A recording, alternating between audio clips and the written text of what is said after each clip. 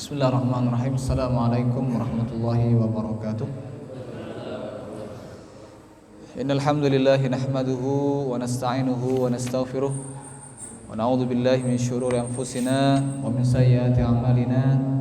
May yahdihillahu fala mudilla lahu wa may yudlil fala hadiya lahu. Asyhadu an la ilaha illallah wahdahu la syarika lahu wa asyhadu anna Muhammadan abduhu wa rasuluh. Allahumma salli wa sallim ala nabiyyina Muhammad wa ala alihi wa ashabihi wa mawalah ma ba'du. Qala Allah ta'ala fil Qur'anil Karim, ya ayyuhalladzina amanu taqullaha wal tanzur nafsum ma qaddamat lighad wattaqullaha innallaha khabirum bima ta'malun. Ma'asyiral muslimin, jamaah salat maghrib Masjid Muhammad Ilyas rahimani wa rahimakumullah. Malah kita tak pernah putusnya kita bersyukur pada Allah. Alhamdulillah, dengan mewujud nyatakan syukur itu berupa ketaatan kepada Allah, yang mana taat itu adalah sebaik-baik peran, fungsi dan tujuan hidup kita, sebagaimana Allah sampaikan dalam surah Adz-Dzariyat, wa ma khalaqtul jinna wal insa illa liya'budun. Tidaklah kuciptakan jin dan manusia itu melainkan untuk taat, untuk ibadah, patuh kepada Allah Subhanahu wa taala. Selama berada di atas jalan ketaatan, di atas jalan kebaikan, keistiqomahan, maka kita adalah orang yang beruntung, kita adalah orang yang bahagia, kita adalah orang yang senantiasa insyaallah ditolong, dirahmati oleh Allah Subhanahu wa taala. Selama kita berada di atas jalan ketaatan dan pengabdian di atasnya, di atas jalan Allah Subhanahu wa taala. Masyaallah muslimin rahimakumullah. Kita lanjutkan episode Ikatan Cinta. Salah ya. Episode kehidupan manusia mulia. Yakni kisah Sayyidina Umar ya. Gak selesai Pak ya, seperti episodenya Naruto ya. Gak mari-mari, Ikatan Cinta ya gak mari-mari gitu ya. Karena setiap episodenya itu menarik untuk dikupas ya. Kalau kita yang milenialnya suka ngikuti ceritanya Naruto gitu ya, bahas Sasuke loh, sampai berapa bab itu, bahas Naruto aja berapa bab ya gitu ya. Gak, jadi bahas sejarah Sayyidina Umar ini gak asik kalau cuma runtut gitu ya. Karena memang setiap episodenya itu menarik untuk dibahas, untuk dikaji. Masyaallah muslimin rahimakumullah, izinkan saya pada malam hari ini untuk sedikit flashback ya. Saya gak lanjutkan futuhat atau kisah-kisah penaklukan, tetapi saya ingin flashback ke belakang ya. Karena menurut saya ini penting dan menarik, penting ya, penting untuk kita kaji, untuk kita dalami, untuk kita ambil ibroh lebih kepada kisahnya Sayyidina Umar sendiri secara pribadi, secara akhlaknya sebagai pemimpin ya. Ini yang menurut saya penting untuk banyak kita kaji. Masyaallah muslimin rahimakumullah, sebagian kepribadian beliau ini sudah saya ulas ya, tetapi ketika saya buka lagi itu kok masih banyak yang belum saya sampaikan gitu ya. Itu membuat saya merasa berat untuk melanjutkan kisah yang kemarin. Balik lagi, flashback dulu ke depan.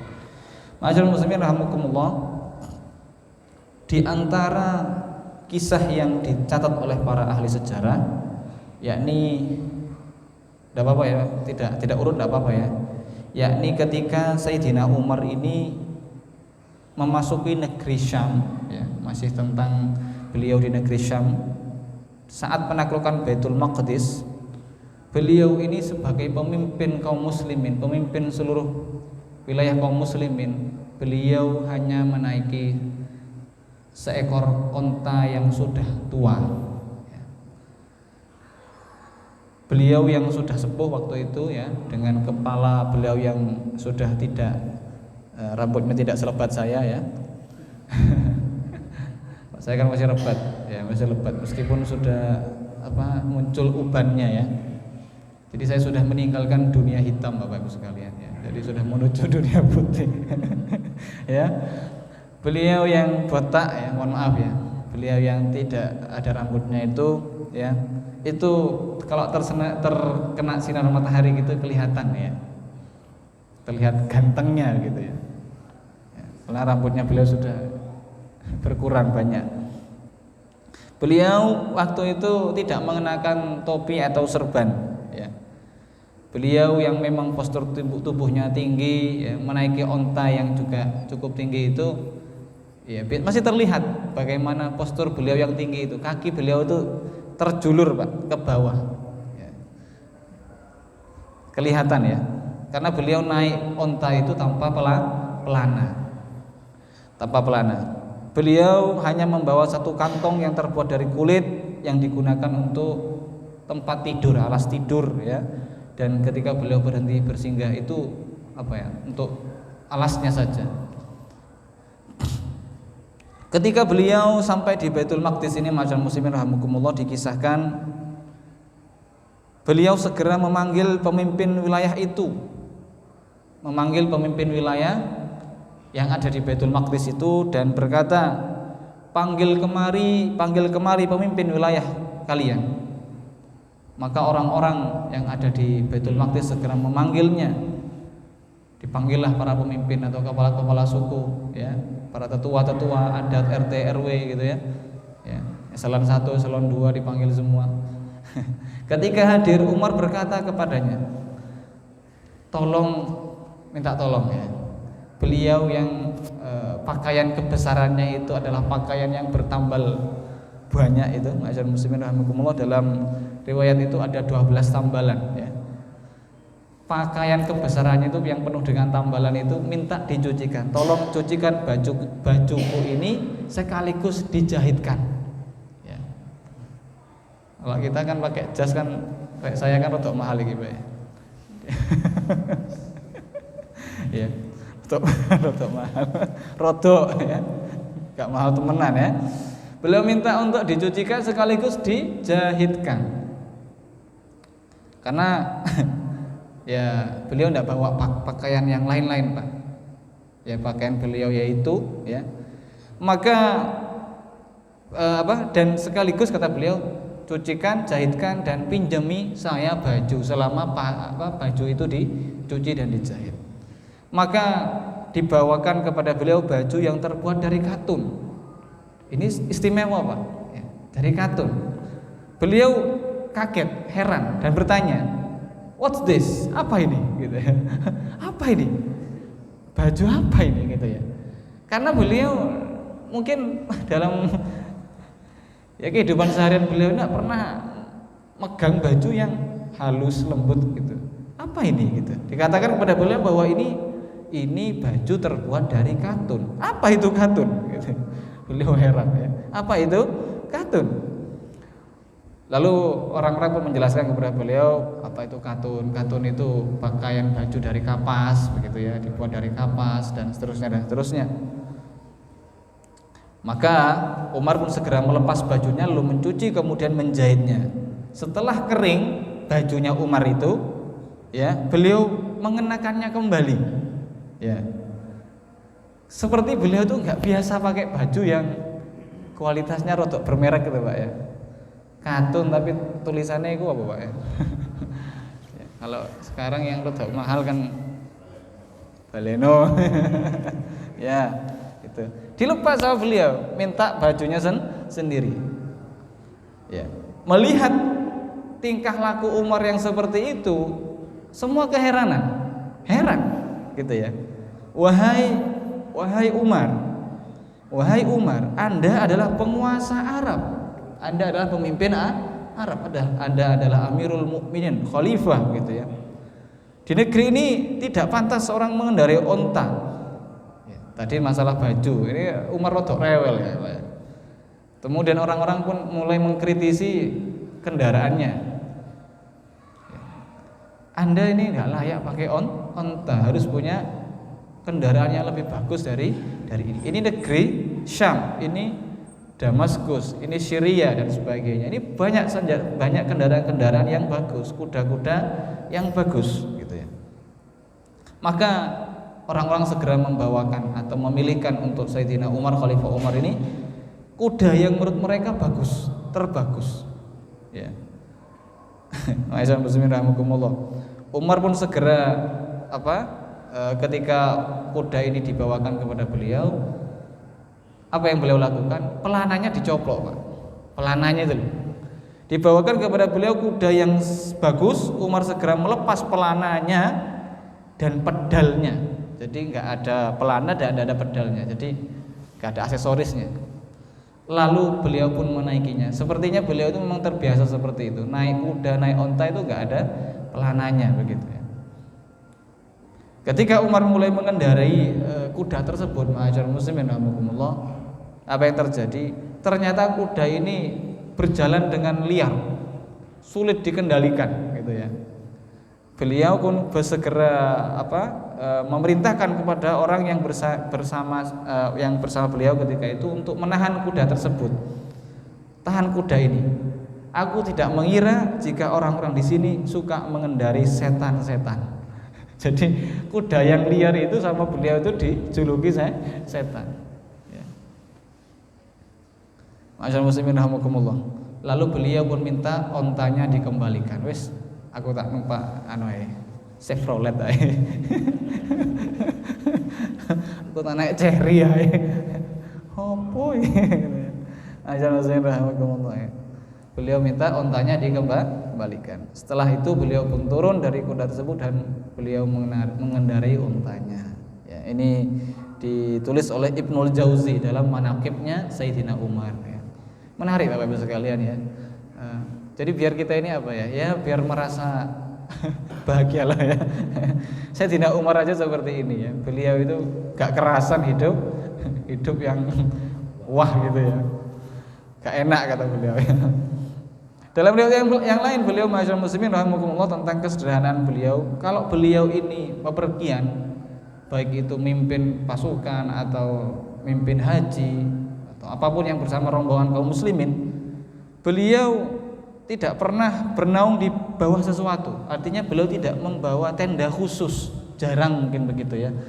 Beliau hanya membawa kain atau selendang atau serban. Itu ditaruh di pohon, udah beliau sudah bernaung di bawahnya. Ma'asyiral muslimin rahimakumullah ya. Makanya tidak heran pernah suatu ketika utusan Heraklius atau Raja Romawi ya datang ke Madinah dan mencari istananya Umar, ya nggak ketemu. Nanya sama orang, di mana istananya Umar? Blok berapa gitu ya. Casablanca blok piro. Kalau ketua takmir bisa langsung mudah dilacak gitu ya. Apa kata orang ini? Kamu tidak akan menemukan istananya Umar gitu. Karena yang ditanya adalah Umar sendiri. Yang ditanya adalah Sayyidina Umar sendiri yang waktu itu dijumpai sedang tidur-tiduran di bawah pohon kurma ya, dengan alas yang sederhana. Ya nggak nyangka, siapa nyangka kalau itu adalah khalifah kaum muslimin ya. Ma'asyiral muslimin rahimakumullah. Tentang pakaian yang bertambal 12 gitu ya. Suka tidur seadanya, kendaraannya juga seadanya. Yang menarik juga ma'asyiral muslimin rahimakumullah adalah kisah yang diriwayatkan oleh sahabat mulia Anas radhiyallahu anhu. Anas bin Malik radhiyallahu anhu. Pernah suatu ketika Anas bin Malik ini bersama-sama dengan Sayyidina Umar radhiyallahu anhu. Kemudian beliau masuk ke kebun untuk buang hajat. Ya kebiasaan orang zaman itu masuk kebun ya. Di situ ada WC-nya atau apa gitu ya, dalam kebun. Sementara jarak antara diriku dan dirinya hanyalah pagar kebun. Artinya masih bisa mendengar mungkin kalau ada bunyi air, keran yang nyala atau orang berdehem di dalam WC mungkin masih bisa dengar. Intinya Anas cerita bahwa saya pernah bersama Sayyidina Umar dan beliau ini masuk kebun dalam tujuan buang hajat. Dan beliau dan Umar itu tidak ada pembatas kecuali tembok, hanyalah pagar kebun, pagar kebun saja. Lalu kata Anas, aku mendengar beliau Sayyidina Umar bicara sendiri. Ya. Bukan gila loh Pak, enggak ya. Bicara sendiri. Jadi kayak menasehati diri sendiri. Apa kata-kata yang didengar oleh Anas? Hai Umar. Ini Umar sendiri ngomong ya. Mungkin beliau waktu itu masih tentu belum buang hajat, kan enggak boleh ngomong pas buang hajat ya. Hai Umar bin Khattab, engkau adalah Amirul Mukminin. Engkau adalah Amirul Mukminin. Ya, engkau adalah Amirul Mukminin. Demi Allah, takutlah engkau kepada Allah. Demi Allah, takutlah engkau kepada Allah. Jika tidak, Allah pasti akan mengadabmu. Kata-kata itu didengar oleh Anas bin Malik, Pak. Ya. Umar kayak ngomong dewe ya. Gitu ya. Ya, Pak ya. Kan ada kalanya orang itu perlu mengafirmasi diri, ya kan gitu ya. Perlu mengingatkan diri. Ya, barangkali kita juga sering melakukan itu, tapi tidak dengan suara yang jelas gitu ya. Tapi dalam hati kadang kon sopo gile. Awakmu iku kayak gitu ya. Jadi mengingatkan kita kan gitu ya. Masyaallah muslimin rahimakumullah. Ini kisah yang diriwayatkan oleh Anas radhiyallahu anhu. Bahwasanya Umar ini menasihati dirinya sendiri. Ya, barangkali kita juga seperti itu, Pak. Kalau kita pas duduk ya di tengah malam, bangun malam, jam-jam sepi gitu ya. Kita betul-betul merasakan bahwa diri kita ini siapa, gitu. Dari mana kita dan mau kemana. Suara jangkrik, krik kanan kiri gitu ya, sepi gitu ya. Inilah gambaran kubur nanti gitu, Pak ya. Hei kamu siapa? Mau kemana? Nah, itu.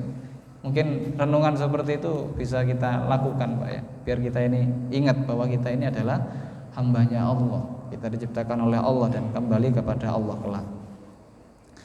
Disebutkan pula dalam sebuah riwayat bahwasanya Sayyidina Umar radhiyallahu anhu pernah membawa tempat air di atas pundaknya. Ini pernah saya kisahkan ya. Membawa tempat air ya, serodo gede ini kan botol. Sebagian orang pun mulai bicara, mengkritik Sayyidina Umar. Namun beliau berkata, aku memang perlu melakukan hal yang seperti ini, membawa air sendiri, membawa geriba sendiri ya. Biar apa? Biar nggak sombong aku ini. Soalnya aku terlalu kagum terhadap diriku sendiri, oleh karena itu aku ingin menghinakannya. Ya, kata beliau. Jadi ini terapi ya Pak ya sekalian. Terapi untuk apa ya? Biar kita ini nggak selalu tinggi gitu ya. Beliau membawa air keperluannya sendiri. Ya. Masyaallah muslimin rahimakumullah. Beliau pernah melaksanakan sholat isya bersama kaum muslimin. Setelah itu beliau segera masuk ke rumah. Jadi beliau sholat isya, ngimami sholat isya. Setelah itu beliau segera pulang. Beliau segera pulang, masuk rumah, ngapain? Bukan tidur, tapi beliau sholat sunnah, Pak, sampai menjelang subuh. Ya. Dan itu nggak ada yang tahu, gitu ya. Nggak ada yang tahu kalau Umar tuh melakukan ibadah di rumahnya itu. Ya bukan dalam rangka pamer, tapi beliau ingin melakukan ibadah secara sembunyi-sembunyi gitu. Kalau sholat isya kan memang wajib bahasanya dikerjakannya di masjid kan gitu ya. Kalau sholat sunnah kan dianjurkan diperbanyak di rumah, meskipun di masjid juga boleh. Masyaallah muslimin rahimakumullah.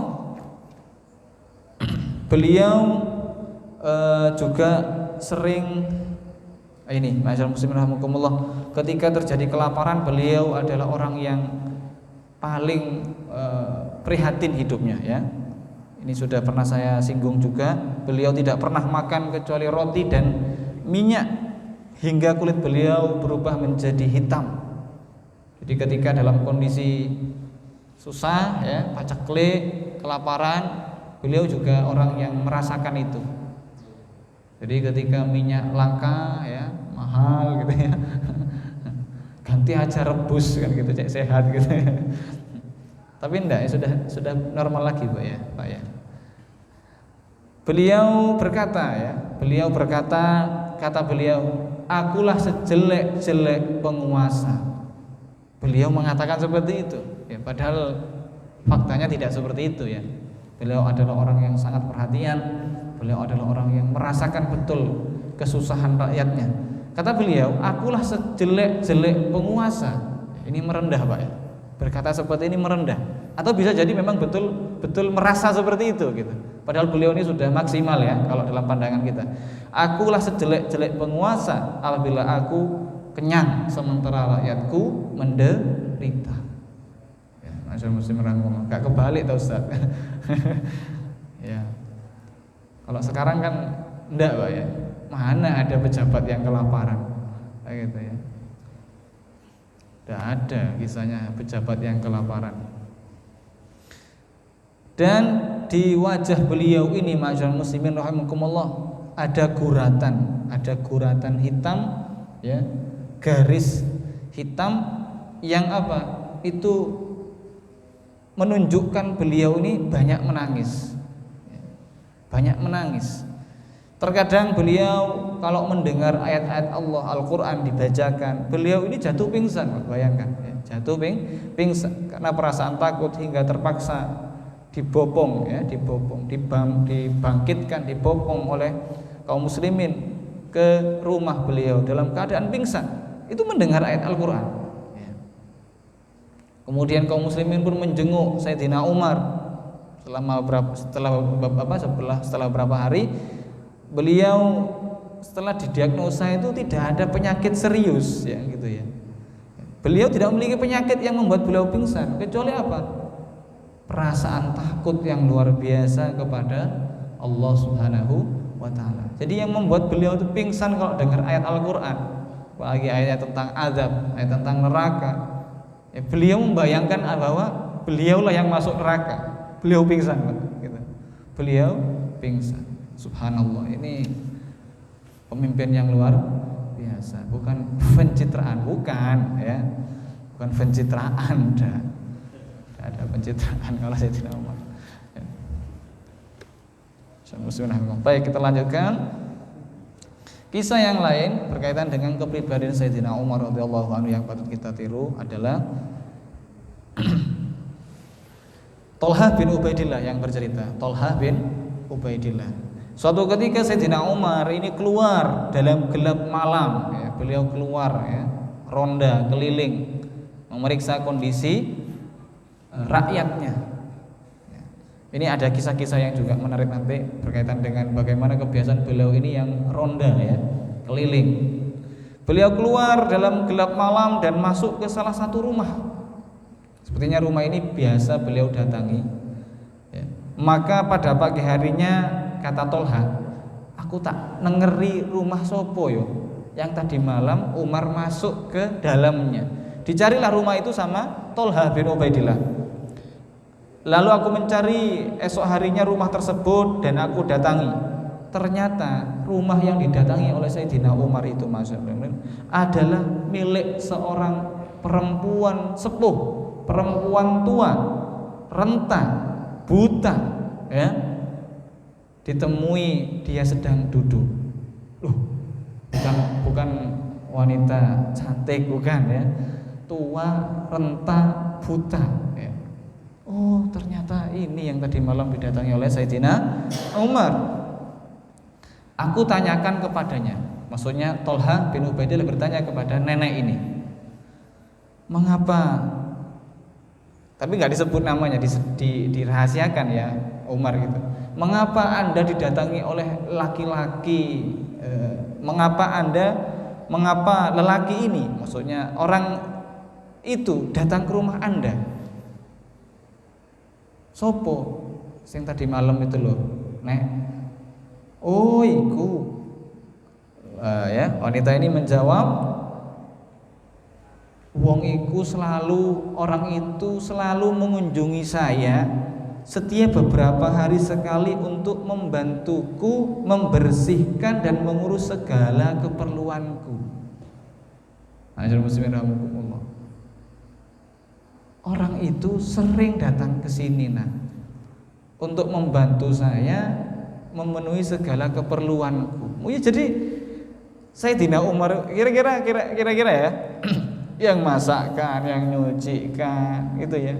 Orang ini sepuh loh Pak, sepuh, buta, tua, barangkali yang nyucikan bajunya, ya, yang memasakkannya, dan lain sebagainya. Keperluannya itu Sayyidina Umar yang ngeladeni, apa istilahnya, yang ngurusi. Maka kagetlah ya, sekaligus takjub dan sekaligus tersentuh hatinya Thalha bin Ubaidillah. Celaka kamu wahai Thalha, celaka kamu. Awakmu iku duduk pemimpin. Ya. Awakmu iki ya istilahnya dibandingkan Sayyidina Umar enggak ono apa-apa niku pemimpin tapi jek sempat ngurusi rakyatnya yang buta, yang tua, yang gak punya apa-apa ini gitu ya. Celaka wahai kamu Thalha, bilang sama dirinya sendiri. Apakah kesalahan Umar yang kau mata-matai? Ya. Ternyata Thalha itu kan memang penasaran gitu ya. Ternyata Masya Allah. Ini apa ya? Kebiasaan yang barangkali kalau nggak diteliti nggak tahu gitu loh. Kalau bahasa kita apa? Ini ibadah yang rahasia, Pak ya. Ibadah rahasia. Jenengan bolehlah punya ibadah rahasia, banyak zikir, sedekah, salat malam, salat duha, atau apa ya, silakan nolong orang dan sebagainya itu hanya jenengan dan Allah saja yang tahu gitu ya. Bisa jadi ini adalah amal yang rahasia dan diterima oleh Allah Subhanahu wa taala ya, karena Sayyidina Umar juga pernah melakukan itu. Nah, ini kisah yang berikutnya masyaallah muslimin rahimakumullah, diceritakan oleh Aslam Maula itu ada mantan budak ya. Aslam maulanya Umar. Aslam yang mantan mudanya Umar radhiyallahu anhu berkata, pernah datang ke Madinah satu rombongan saudagar, orang jualan, dagang. Mereka segera turun di lapangan tempat sholat Id di Madinah. Maka Umar berkata kepada Abdurrahman bin Auf, bagaimana Abdurrahman kalau kita menjaga mereka malam ini?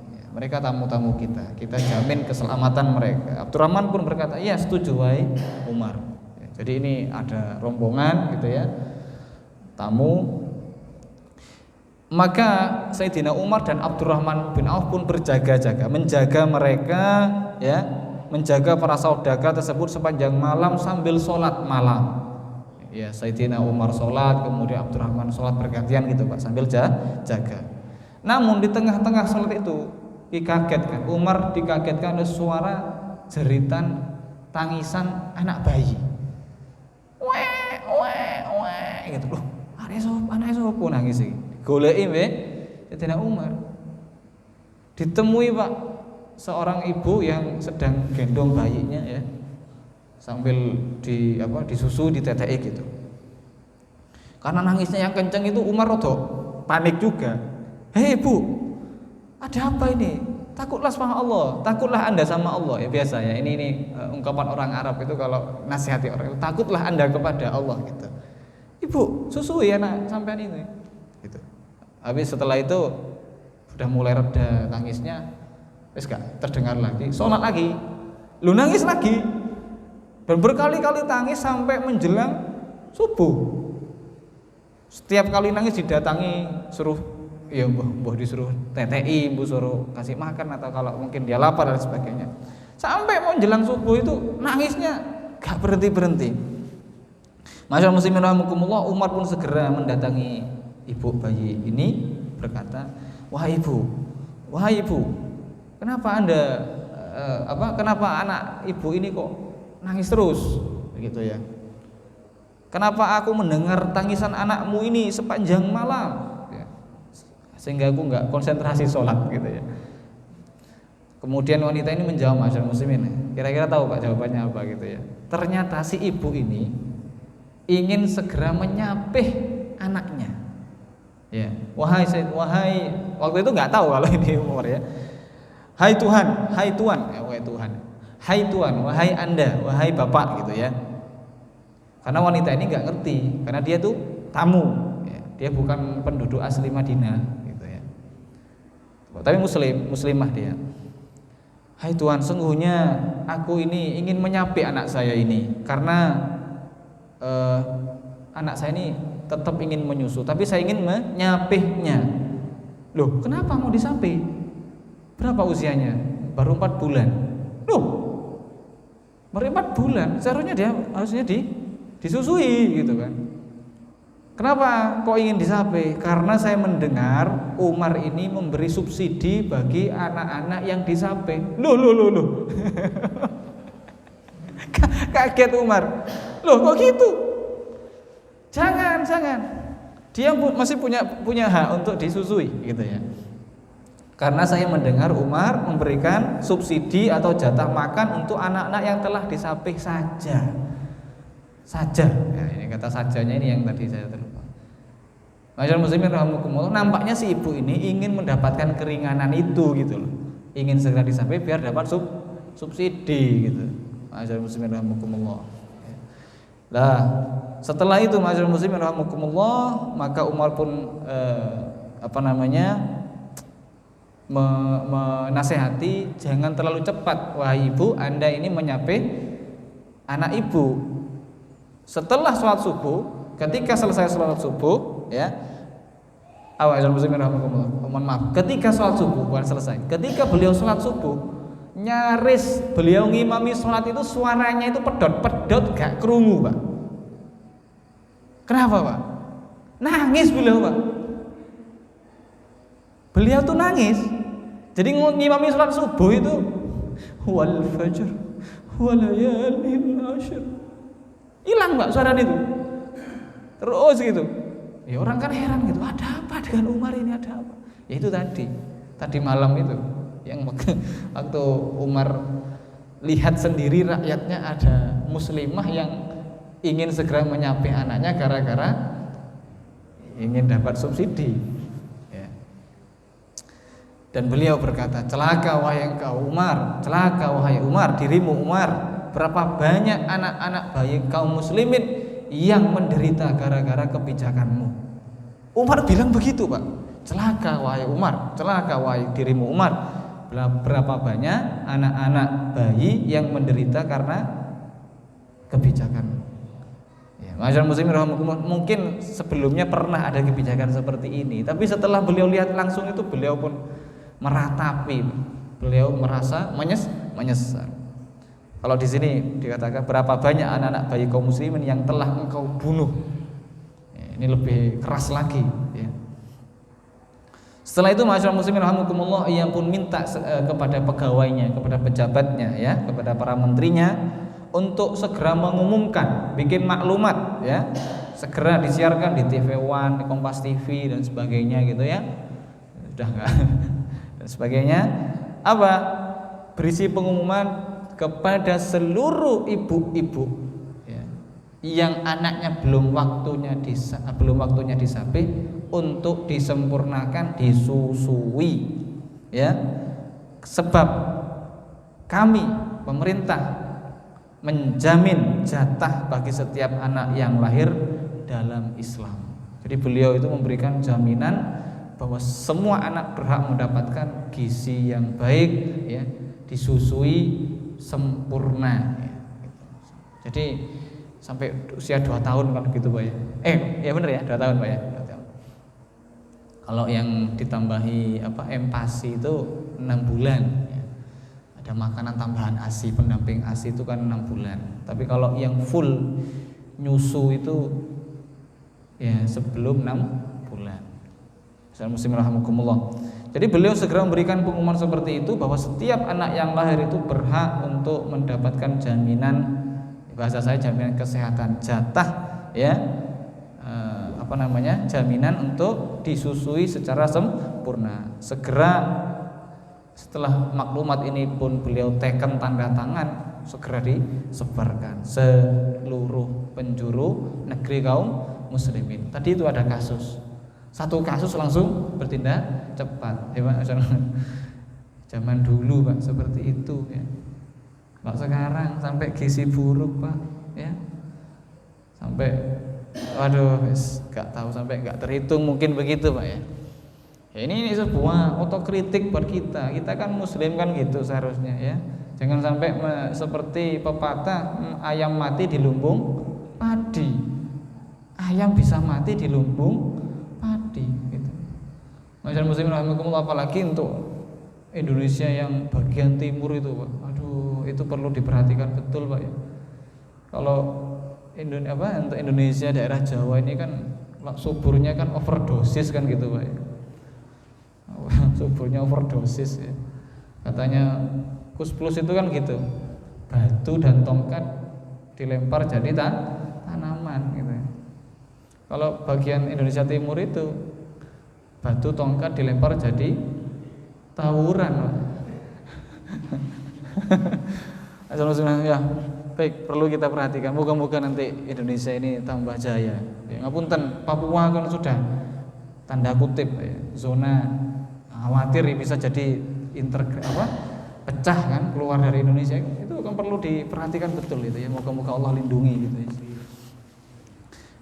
Kisah berikutnya ma'asyiral muslimin rahimakumullah adalah kisah yang juga disampaikan oleh Aslam Maula Umar ya. Suatu malam kata Aslam, aku pernah keluar bersama Khalifah Umar ke luar kota Madinah. Sama ya dalam rangka sidak ya, dalam rangka memeriksa kondisi. Kami melihat ada sebuah tenda dari kulit. Ya, orang Arab itu kalau mereka ini menggembala kambing nggak pulang ke rumah Pak, mereka bikin tenda. Di mana mereka menggembalakan kambing, mereka akan membuat tenda di situ. Dan itu sudah biasa gitu ya. Kami menjumpai ada sebuah tenda dari kulit dan kami segera datangi. Ternyata di dalamnya ada seorang wanita yang sedang menangis. Seorang wanita yang sedang menangis. Umar bertanya tentang keadaannya. Bu, kenapa kok menangis? Gitu ya.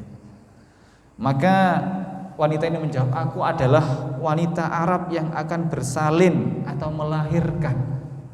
Saya ini mau melahirkan Mas. Sedangkan saya tidak memiliki apa-apa. Mungkin ini kisah, tapi kalau bahasanya pasti ada keluarga, tidak mungkin dia sendirian gitu lah.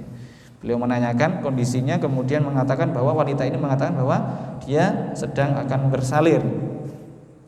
Umar pun terenyuh melihat kondisi wanita yang akan bersalin ini.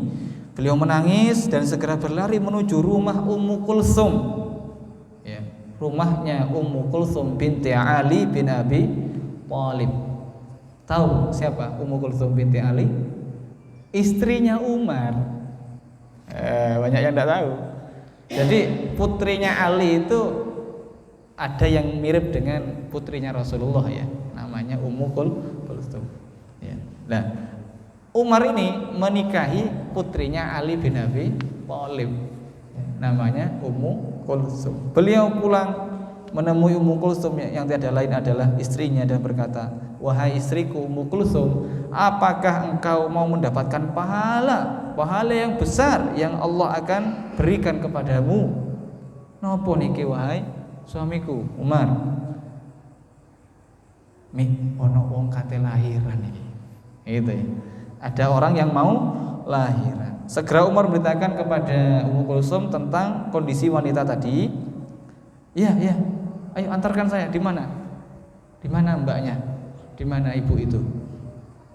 Umar ya sembari mau ke sana, beliau mempersiapkan bawa oleh-oleh, bawa bahan makanan. Beliau membawa 1 karung gandum dan daging ya. Disunggi gitu Pak ya, dibawa gitu ya. Sementara Ummu Kulsum istrinya berangkat membawa apa? Kebutuhan untuk persalinan. Ya, mau jare, sewe apa gitu Pak ya, Pak sekarang ya. Seterusnya. Keduanya pun berangkat mendatangi wanita tadi ya, yang kemahnya itu. Sampainya di sana, masyaallah muslim rahimakumullah, segeralah Ummu Kulsum membantu persalinan wanita ini ya. Sementara Umar radhiyallahu anhu berbincang-bincang dengan keluarganya, dengan suami dari wanita ini yang tidak tahu kalau ini adalah Umar bin Khattab. Ya santai aja ngomong ya. Ya po, ngegrab alhamdulillah lancar ya. Alhamdulillah Mas, ini orderan kata ya. Saya kan bukan juga Shopee Food dan sebagainya begitu sebagainya lah ya. Nggak tahu kalau ini adalah Khalifah Umar bin Khattab radhiyallahu anhu. Jadi santai saja. Dan akhirnya masyaallah muslimin rahimakumullah, lahirlah si jabang bayi ya. alhamdulillah seneng. Wajah Umar yang sumringah, suami dari wanita ini juga sumringah, seneng, alhamdulillah. Gak ngerti kalau itu Umar. Wahai Amirul Mukminin, wahai suamiku Amirul Mukminin, ada apa? Sampaikan kepada suaminya, ini lahir ya. Yang lahir adalah anak laki-laki ya. Loh, tadi jenengan manggil apa? Mbak Amirul Mukminin. Loh, berarti ini siapa? Umar ta? Ya, siapa lagi? Jadi nggak tahu kalau yang diajak ngobrol ini sak keluarga ini adalah luar biasa, Pak. Ya, ini luar biasa. Rendah hatinya Sayyidina Umar, ya. Dan setelah itu bantuan itu diserahkan kepada beliau, ya. Nggak perlu nggak perlu difoto, nggak usah diupload di Facebook, ya. Nggak perlu, ya, nggak ada, ya. Wallahu a'lam bishawab. Baik, rahmatullah, itu kisah-kisah yang inspiratif dari Sayyidina Umar, ya, yang mana ini bisa memotivasi kita, ya. Kita bisa kok seperti beliau, insya Allah, ya, dengan segala kemampuan dan keterbatasan kita, ya. Demikian masyarakat muslimin, silakan kalau ada pertanyaan karena sudah masuk isya. Adzan dulu, ya.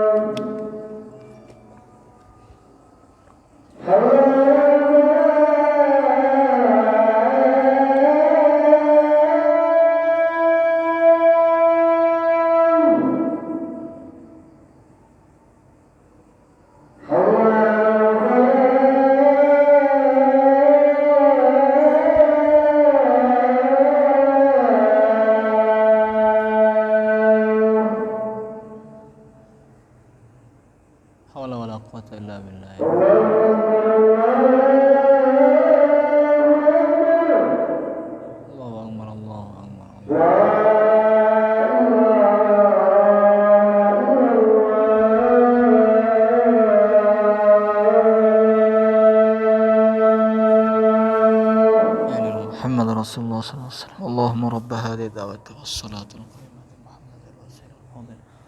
Qama Muhammad.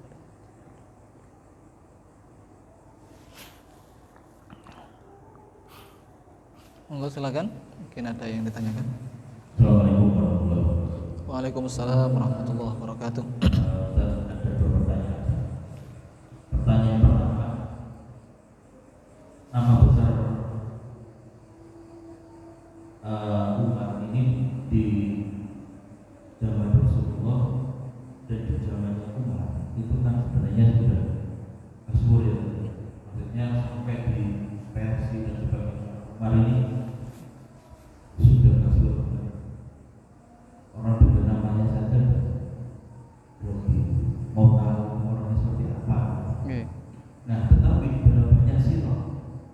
yang disampaikan Umar ini zuhudnya luar biasa, bahkan warga sendiri tidak tahu kalau itu adalah Umar. Oke. Nah ini bagaimana kok bisanya yang satunya nama besarnya sudah sedemikian super powernya, tetapi banyak juga ayatnya yang tidak mengenal bahwa itu Umar. Ini yang pertama. Yang kedua tentang harta yang dimiliki Umar. Oke.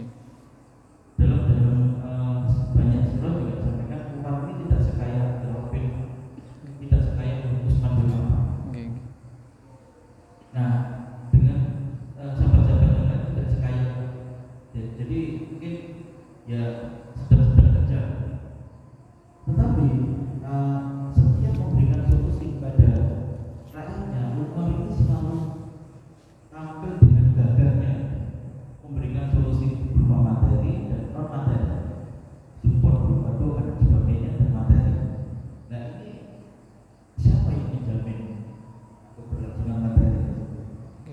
Terima kasih. Baik. Baik, bismillahirrahmanirrahim. Dua pertanyaan yang sangat berbobot ya.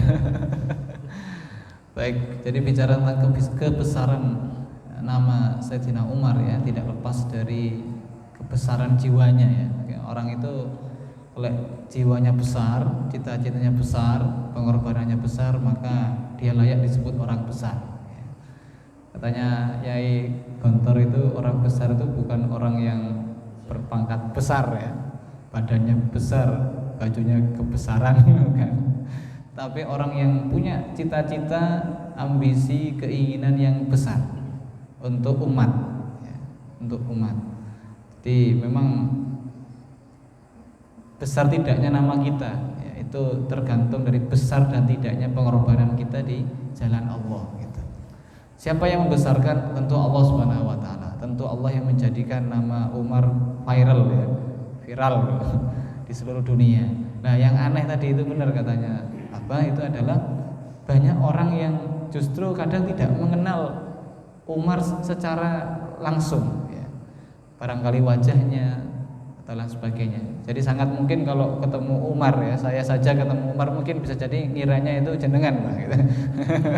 Sangat mungkin gitu ya. Karena beliau memang tidak menjauhi popularitas yang ya kalau bahasa sekarang kan orang populer karena Instagram gitu ya, followernya sekian ya, dan lain sebagainya dan seterusnya gitu. Barangkali keterbatasan media informasi yang seperti itu di zaman itu sehingga maklum ya, beberapa orang itu kadang tidak mengenal secara langsung Sayyidina Umar seperti apa, ciri-ciri fisiknya terutama.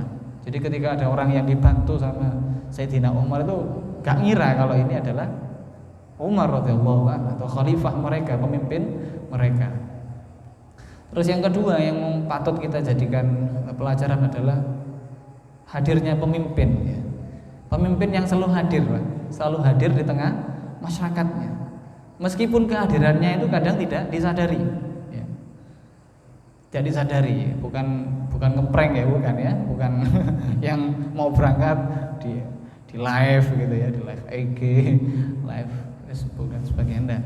Tapi beliau selalu hadir. Ketika ada masalah, beliau hadir. Ini yang sepertinya hari ini Indonesia kehilangan sosok seperti itu. Di mana rakyat yang menderita, merasakan kesusahan, kelaparan itu seakan-akan kehilangan sosok pemimpin. Bayangkan Umar aja mengatakan, celaka dirimu Umar ketika engkau merasakan kenyang sedangkan rakyatmu kelaparan. Jadi beliau mengatakan celaka, artinya ini kenemenan gitu, kebacut bahasa kita itu kebacut gitu ya. Kalau kamu kenyang sedangkan rakyatmu kelaparan. Selain juga sosok rendah hati beliau yang yang luar biasa. Seperti seakan-akan bahasa kita, beliau nggak mau diekspos gitu ya. Beliau punya jasa besar, punya andil besar, ya, punya prestasi-prestasi besar meskipun nggak diliput sama Kompas TV. Ya, ya tiba-tiba sudah ada gitu ya, sudah ada wujudnya, penghargaan mengalir jejer ya, itu gak ada yang mau ngeliput, yang ada hanyalah orang yang mencaci maki, membuli gitu aja isinya gitu ya. Tapi beliau senyum-senyum aja ya, biarlah anjing menggonggong kafilah berlalu gitu ya. Ma'asyiral muslimin rahimakumullah. Yang penting adalah prestasi jasa. Terus yang berikutnya tadi apa Bunda? Ayah tentang setiap ada masalah selalu diselesaikan dengan materi. oh iya ya. Sumbernya Dari mana? Iya betul. Dari mana ya asal pendapatan penghasilannya? Pernah suatu ketika Umar ini karena sikapnya yang sangat zuhud itu ya beliau memang sampai mengkritisi sikap keluarganya yang menurut kebanyakan itu sudah benar. Tapi kata versi beliau, menurut beliau ini pemborosan. Ya. Dan itu pun juga sempat dinasihati oleh para sahabatnya Ali bin Abi Thalib agar beliau juga mengambil, ya istilahnya mendapatkan hak dari Baitul Mal. Dan dari Baitul Mal ini nampaknya yang menjamin kehidupan beliau. Jadi gaji beliau itu dari Baitul Mal itu. Tapi perlu kita ketahui beliau ini orang yang super zuhud, Pak ya, super zuhud. Tidak berlebih-lebihan, hanya ngambil sekedar keperluan saja gitu. Jadi Baitul Mal inilah yang menjamin dan itu menjadi apa ya? Menjadi konsensus, menjadi ketetapan ya. Setiap khalifah itu mendapatkan apa? Hak dari Baitul Mal. Jadi mulai Sayyidina Umar, Abu Bakar, Umar dan khalifah-khalifah setelahnya juga seperti itu. Ya. Itu ada cuma saya lupa di bagian mananya. Jadi beliau ini mendapatkan bagian dari Baitul Mal. Memang disuruh ngambil untuk keperluan beliau sehari-harian gitu ya. Ngeten Pak ya. Jadi kalau bahasa kita hari ini gaji pemerintah itu ojo khawatir ya ada. Tinggal tunjukkan aja prestasinya apa gitu aja ya. Menjamin kesejahteraan masyarakatnya ini seperti apa, seterusnya dan seterusnya. Cukup nggih? Monggo, Bunda. Ada? Udah. Cukup ya, enggak ada ya? Baik. Oke. Demikian, semoga bermanfaat. Kita tutup dengan doa. Subhanakallah bihamdik, asyhadu an la ilaha illa anta, astaghfiruka wa atubu ilaik. Assalamualaikum warahmatullahi wabarakatuh.